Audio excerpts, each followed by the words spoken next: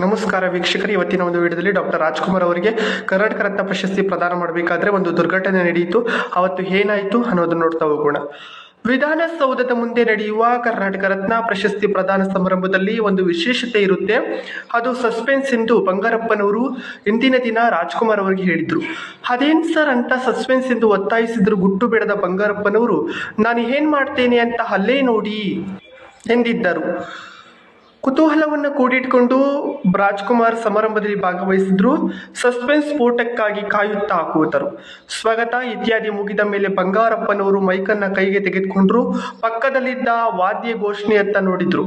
ಸಂಪತ್ತಿಗೆ ಸವಾಲ್ ಚಿತ್ರದ ಯಾರೇ ಕೂಗಾಡಲಿ ಎಂಬ ಹಾಡನ್ನ ಹೇಳತೊಡಗಿದ್ರು. ಇದನ್ನೇ ಅವರು ಸಸ್ಪೆನ್ಸ್ ಎಂದು ಹೇಳಿದ್ದು.